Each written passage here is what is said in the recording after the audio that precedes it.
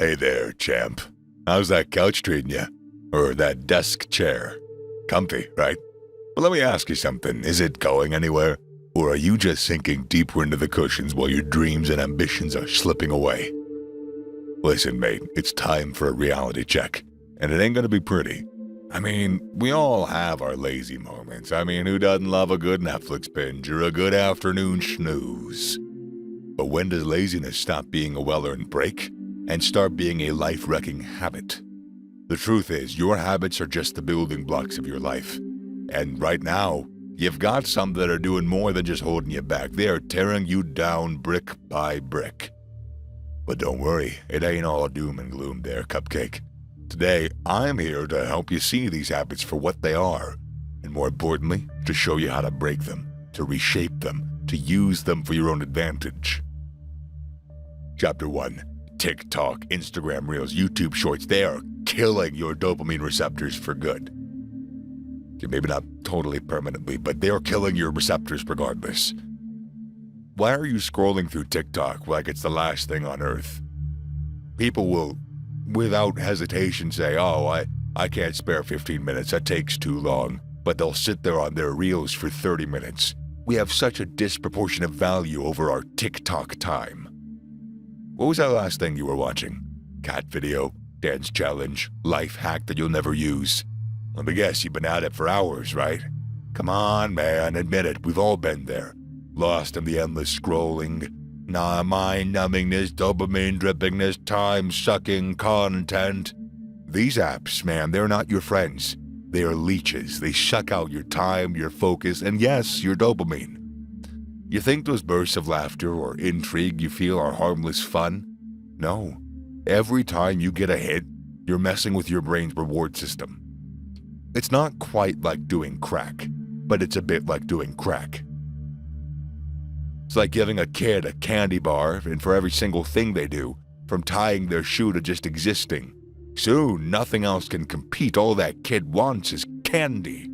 And all you want is the next viral video, the next fleeting moment of happiness.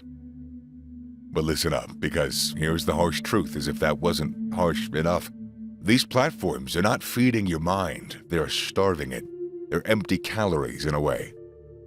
You're not learning anything, you're not growing, not improving, you're just there, static. While your potential, your ambition, your dreams, you're just collecting dust in a garage somewhere.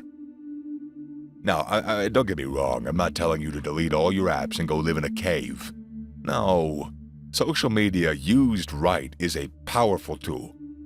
It's how you stay connected, how you stay inspired, how you keep up with the world.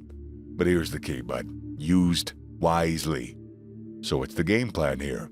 Simple, simple in practice, horrifying in execution. Get a grip on your usage. Limit your screen time. When it comes to scrolling, keep it to about an hour a day. And I mean in total, not like an hour stint at a time. For all apps, not 1 hour per app.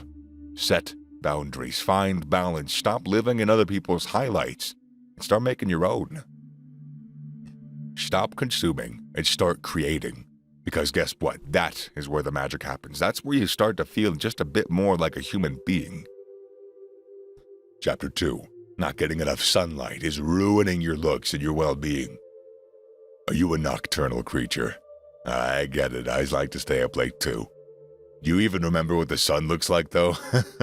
When was the last time you left your dungeon and just went on a walk, soaked in some vitamin D? Not on a walk to the store or being forced by the family to go out, but just because you wanted to. Hours at a time. If you can't remember, then that's a massive issue, dude. You're screwing with your well-being and you don't even know it. Sunlight, man, it's deceptively important. It's not just there to give us day and night. It's not just there to help our Instagram photos look better. It is a ball of chemicals that provides energy to all life on Earth. And you are life on Earth. So it's not just there to help our Instagram photos look better. It's there to keep us healthy, sane, and damn, to make us look good too. You might not realize it, but the lack of sunlight is wreaking havoc on your looks and your life. Yeah, no, your looks. Yeah, absolutely. You know what happens when you starve yourself of sunlight? You look like a zombie. That's what. Pale skin, dark circles, the works. But it's not just looking like an extra from The Walking Dead. Your body starts to repel. You feel low, you feel depressed, fatigued, your sleep cycle gets messed up, you lose focus, you're irritated all the time. Does that ring any bells? Now let me paint another picture for you. Imagine walking outside, the sun shining on your pretty face. You just take a deep breath and you chill. Feels good, right? That's not just the fresh air, that's your body soaking up the sun, getting a dose of that vitamin D, kicking off your serotonin levels, the happy hormone. Now, you might argue, I take vitamin D supplements, so I am effectively covered. Nope, not good enough. Supplements are a good backup, but nothing beats the real deal.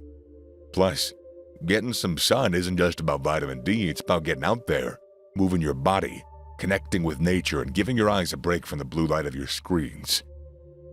And hey, I'm not asking you to spend hours baking in the sun. That will actually also kill you. We don't want to look like a burnt toast or increase the risk of melanoma, right? Again, balance. Chapter 3, waking up late. You are wasting time that could be used for something useful, like the gym or deep work sessions. Good morning? Or should I say good afternoon? When's your alarm set, dude? 10 a.m., noon, later? Do you even have an alarm? Listen, you gotta stop this late riser routine. It's eating away at your potential, one snoozed alarm at a time. You are trading precious, productive morning hours for what? An extra episode or 10 of Netflix at night? A couple more rounds of your video game? That's not fair trade, man. You ever heard of the phrase, early bird catches the worm? Oh my god, it's so cliche. I know, you rolled your eyes. Here, let me get that for you. We pop them back into place. But cliches are cliches for a reason. They hold a chunk of truth. Waking up late is costing you your worm, your dreams, your goals, your life. Oh, and I loved staying up till 2, 3, 4 in the morning. But then you start to realize, what do you do from the hours of 12 to 4? Are you ever that productive? Like, I really gotta force myself to do any work at that time of the night. Doesn't feel that way in the morning, though, does it? There's just something about wasting time at night that feels better. So, if you waste a lot of time at night, you definitely need to start getting up earlier. I mean, I wake up at 8 now. Oh god, it sucks, but I get more done, so. Hey, but don't just take my word for it. Check out all these successful people who actually swear by waking up early. And I'm not talking about CEOs and business people. I'm talking artists, athletes, and scientists. They're all up on the early rise train. Is that a coincidence? No. Hell no. Think about it. Waking up early gives you a head start, gives you quiet, undisturbed time to plan your day, to focus on your goals, to get shit done. No distractions, no excuses, just you and your ambition. And you know, like I said, it kind of feels like, why wouldn't that be there? There's no one awake when I'm up at 2 in the morning. Isn't that the same thing? It just isn't. You just don't want to work at 2 in the morning. But you do at 8 or 7. So that's the goal, mate. It's not just about work. Waking up early means you get time for yourself too. Time to hit the gym, go for a run, meditate, read, whatever you want. I honestly think that if you wanted to play a round of a video game waking up at 7, you can do that. Start the day off with something that brings you a little bit of dopamine. Just don't make it a session, you know? Cap it at 1 round. But absolutely, hit the gym, use that time, go for a run, meditate, read, whatever you want. Personal growth, you know? You ever heard of that? It's an important piece of the puzzle. But I can hear your protests. I'm not a morning person. I work better at night. I need my sleep. And to that, I say, shut it. Your body, your mind, they adapt. You just need to give it the chance. Set a routine.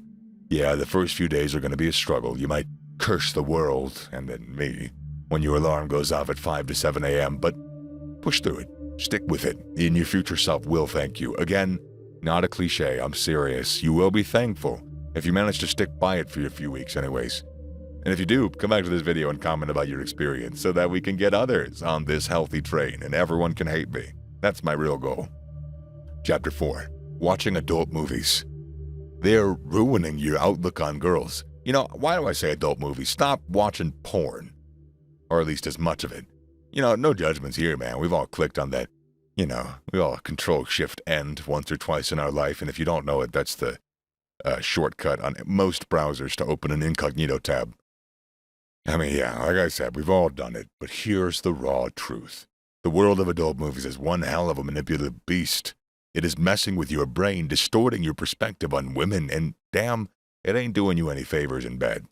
Or in the real world in general, honestly. Adult movies, they're fantasy.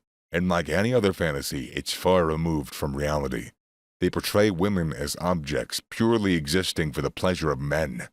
They paint a distorted picture of relationships, consent, and intimacy. Now, imagine that seeping into your real-life interactions with women. Doesn't work out, does it? Well, it shouldn't. And most of the time, let me promise you, it will not. Here's the catch, though. You might not even realize it's happening. But, slowly and steadily, it molds your outlook, tweaks your expectations, and that's when shit really starts to hit the fan. You start treating real women like the ones in the videos, and let me tell you, no. And I'm not going to explain any, but no. And it's not just about women. Watching these movies can also mess with your self-image, too.